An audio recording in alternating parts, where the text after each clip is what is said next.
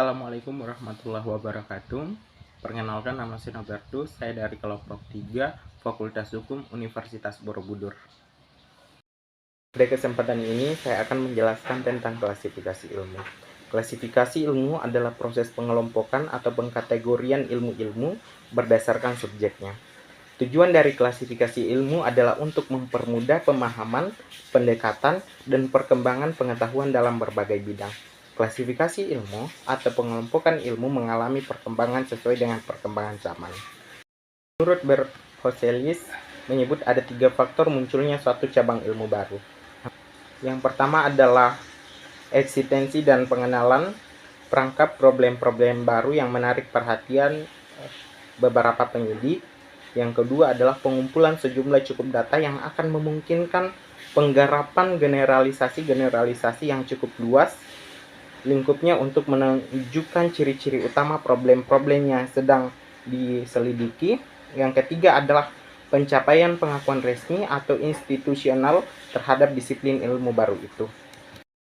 Kemudian pada zaman purba dan abad pertengahan, pembagian ilmu pengetahuan pada zaman ini berdasarkan artis liberalis atau kesenian yang merdeka, yang terdiri atas 2 bagian, yaitu pertama trivium atau disebut juga 3 bagian, yaitu gramatika, bertujuan untuk manusia dapat berbicara dengan baik. Yang kedua dialektika, bertujuan agar manusia dapat berpikir dengan baik, formal dan logis. Yang ketiga adalah retorika, bertujuan agar manusia dapat berbicara yang baik.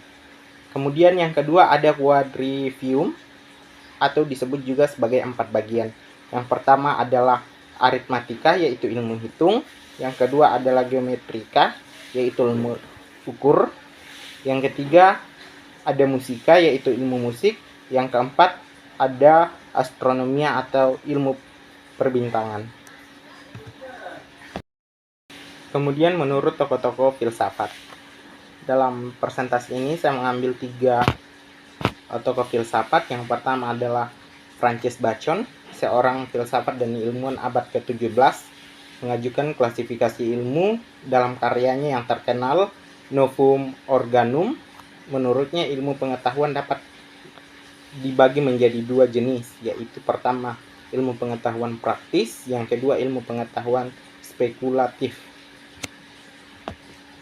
Tokoh filsafat kedua adalah Immanuel Kant, seorang filsuf abad ke-18, mengajukan klasifikasi ilmu berdasarkan kategorisasi pengetahuan dalam karyanya Kritik der reinen Vernunft, kritik terhadap akal murni. Menurutnya ilmu dibagi menjadi 3 cabang utama, yaitu pertama ilmu pengetahuan matematika, yang kedua ilmu pengetahuan fisika, dan yang ketiga ilmu pengetahuan metafisika. Tokoh filsafat yang ketiga adalah Auguste Comte, seorang filsuf dan sosiolog abad ke-19, mengajukan klasifikasi ilmu yang dikenal sebagai hukum 3 tahap. Menurutnya, perkembangan pengetahuan manusia melalui 3 tahap yang berbeda, yaitu yang pertama ada tahap teologis. Tahap teologis berkaitan dengan penjelasan fenomena alam melalui dewa-dewa dan entitas supranatural. Yang kedua adalah tahap metafisis, berkaitan dengan penjelasan fenomena alam melalui prinsip-prinsip abstrak. Yang ketiga adalah tahap positif atau empiris, berkaitan dengan penjelasan fenomena alam berdasarkan fakta dan hukum alam yang dapat diamati dan diuji. Kemudian hierarki ilmu. Hierarki ilmu merupakan urutan atau tingkatan dari ilmu. Secara umum ada 3 basis yang sangat mendasar dalam menyusun secara hierarkis, yaitu ilmu metodologis, yang kedua ada ilmu ontologis, yang ketiga ada ilmu etis. Ilmu metodologis juga dikenal sebagai metode ilmiah, adalah bidang studi yang berkaitan dengan metode penelitian ilmiah.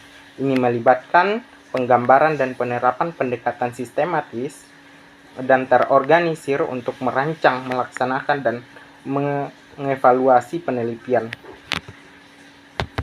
Yang kedua, ontologisme adalah aliran pemikiran filosofi yang memiliki akar sejarah dalam pemikiran filsafat barat. Ontologisme mengutamakan substansi atau realitas ontologis. Dalam pemahaman dunia dan pengetahuan, ilmu ontologis, substansi dianggap sebagai prinsip dasar yang mendasari semua entitas dan fenomena yang ada. Yang ketiga adalah etika atau etis, merujuk pada disiplin yang mempelajari prinsip-prinsip moral dan nilai-nilai yang terkait dengan tindakan manusia. Etika berfokus pada pertanyaan-pertanyaan tentang apa yang benar dan salah, baik dan buruk, serta bagaimana kita seharusnya bertindak dalam situasi-situasi tertentu. Halo, perkenalkan, nama saya Reka Fitriyanti, saya dari Fakultas Hukum. Saya akan menjelaskan tentang perkembangan ilmu pengetahuan.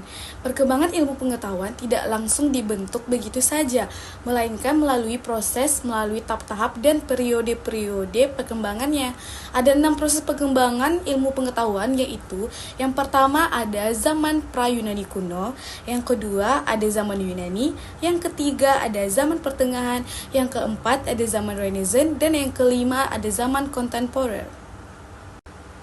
Zaman pra-Yunani kuno, pada abad ke-8 sampai abad ke-6 Masehi, kehidupan masyarakat Yunani berlangsung di bawah pengaruh kehadiran kekuatan mitos-mitos serta mitologi. Persoalan hidup dan kehidupan keseharian dipecahkan berdasarkan keterangan mistis dan mitologi. Menurut Mustanyur dan Munir, zaman ini memiliki ciri-ciri seperti berikut, yaitu terdapat 3. Yang pertama ada pengetahuan dalam kehidupan sehari-hari yang didasarkan pada pengalaman, dan yang kedua, pengetahuan diterima sebagai fakta dengan sikap selalu menghubungkan dengan kekuatan magis, dan yang terakhir, kemampuan meramalkan suatu peristiwa atau dasar peristiwa-peristiwa sebelumnya. Seterusnya saya akan menjelaskan tentang zaman Yunani. Pada periode inilah terdapat perubahan pada pola pikir manusia dari mitosentris menjadi logosentris. Pola pikir mitosentris adalah pola pikir masyarakat yang sangat mengandalkan mitos untuk menjelaskan fenomena alam. Contohnya gempa bumi. Mereka tidak menganggap bahwa gempa bumi sebagai fenomena alam biasa, tetapi mereka beranggapan bahwa dewa bumi sedang menggoyangkan kepalanya.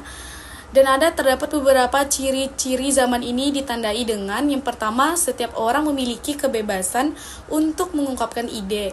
Yang kedua, masyarakat tidak lagi mempercayai mitos-mitos. Dan yang ketiga, masyarakat tidak menerima pengalaman berdasarkan pada sikap menerima begitu saja, namun pada sikap menyelidiki dengan kritis. Zaman pertengahan. Pada era pertengahan ditandai dengan tampilnya para teolog dalam dunia ilmu pengetahuan di belahan bumi Eropa. Aktivitas ilmiah berkaitan dengan aktivitas keagamaan. Pada abad ke-7, Islam mengalami kemajuan pesat.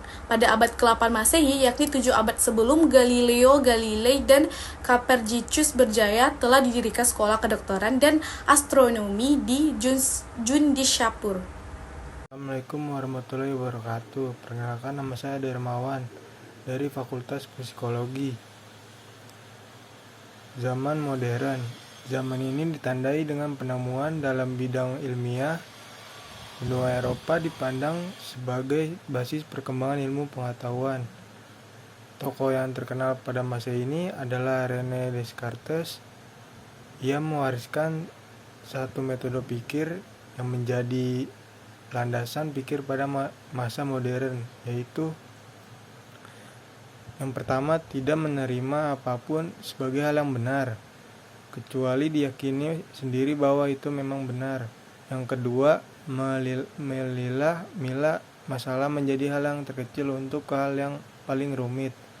Yang ketiga, perincian yang lengkap dan pemeriksaan yang menyeluruh supaya tidak ada yang terlupakan. Selanjutnya ada zaman kontemporer. Pada masa ini, ilmu fisika menempati kedudukan yang paling penting. Menurut Trot, fisika dipandang sebagai dasar ilmu pengetahuan yang subjek. Materinya mengandung unsur-unsur fundamental yang membentuk alam semesta. Seorang fisikawan Albert Einstein menyatakan bahwa alam itu tidak terhingga besarnya, tak terbatas, tetapi juga tak berubah status totalitasnya atau bersifat statis dari waktu ke waktu. Einstein percaya akan kekayaan materi. Artinya alam semesta itu kekal adanya. Pada zaman ini, perkembangan dalam berbagai ilmu teknologi, komunikasi, dan informasi melaju sangat pesat. Ilmu telah berkembang ke arah spesifik yang beragam. Ilmu yang berkembang lebih bersifat sintesis antara bidang ilmu yang satu dengan ilmu yang lain. Akibatnya perkembangan ilmu menjadi lebih bermanfaat dalam kehidupan manusia. Fungsi ilmu melibatkan beberapa aspek yang lebih mendalam. Yang pertama, pencarian kebenaran. Filsafat memandang ilmu sebagai upaya manusia untuk mencari kebenaran tentang alam semesta, kehidupan, pengetahuan, dan manusia itu sendiri. Yang kedua, ada metode pengetahuan. Filsafat mengakui bahwa ilmu memiliki metode sendiri dalam memperoleh pengetahuan yang valid. Yang ketiga, ada kritisisme dan refleksi. Filsafat mendorong sikap kritis terhadap pengetahuan ilmiah. Fungsi ilmu adalah untuk menghasilkan pengetahuan yang dapat diperiksa dan dievaluasi secara kritis. Yang keempat, ada pembentukan konsep dan teori. Fungsi ilmu juga melibatkan pembentukan konsep dan teori yang digunakan untuk menjelaskan dan memahami fenomenanya. Demikian presentasi dari kelompok kami. Terima kasih atas perhatiannya. Lebih dan kurangnya mohon dimaafkan. Assalamualaikum warahmatullahi wabarakatuh.